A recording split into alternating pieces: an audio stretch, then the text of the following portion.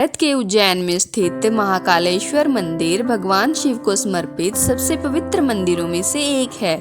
यह पवित्र नदी शिप्रा नदी के तट पर स्थित है। अपने ज्योतिर्लिंग जो कि भगवान शिव का एक शक्तिशाली प्रतिनिधित्व के लिए प्रसिद्ध है। भगवान शिव यहाँ स्वयंभू के रूप में विराजमान है और शक्ति की धाराएं उत्सर्जित करते हैं। महाकालेश्वर की मूर्ति को दक्षिणामुखी के नाम से भी जाना जाता है। इस मंदिर को 18 शक्तिपीठों में से एक माना जाता है। कालिदास ने अपनी रचना मेघदूत में मंदिर और उसकी अनुष्ठानों का उल्लेख किया है।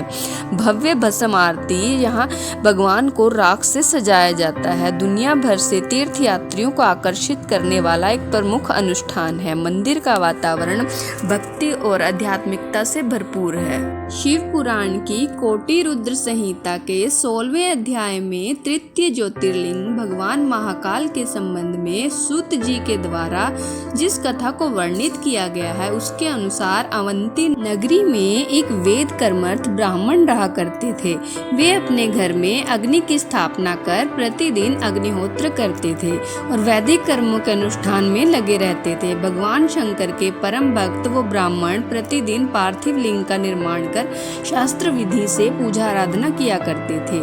हमेशा उत्तम ज्ञान को प्राप्त करने में तत्पर उस ब्राह्मण देवता का नाम वेद प्रिय था, जो शिव जी के अनन्य भक्त थे। शिव जी की कृपा से उनको 4 पुत्र प्राप्त हुए जो बड़े तेजस्वी थे तथा माता पिता के सद्गुणों के अनुरूप थे। उन 4 पुत्रों के नाम देवप्रिय, प्रिय, मेघदूत, संस्कृत और सुव्रत थे।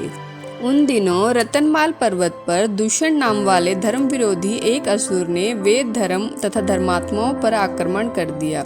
उस असुर को ब्रह्मा से अजयता का वर मिला था। सबको सताने के बाद अंत में उस असुर ने भारी सेना लेकर अवंती यानी कि उज्जैन के उन पवित्र स्थानों पर भी आक्रमण शुरू कर दिया।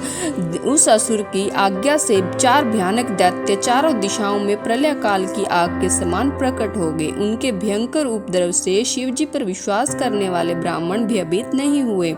अवंती नगर के निवासी सभी जब उस संकटों के क्षणों में घबराने लगे, तभी उन 4 शिव भक्त भाइयों ने उन्हें आश्वासन देते हुए कहा, आप लोग भक्तों के हितकारी भगवान शिव पर भरोसा रखें। वो 4 शिव भक्त भाई शिव जी का पूजन कर उनके ही ध्यान में लीन हो गए।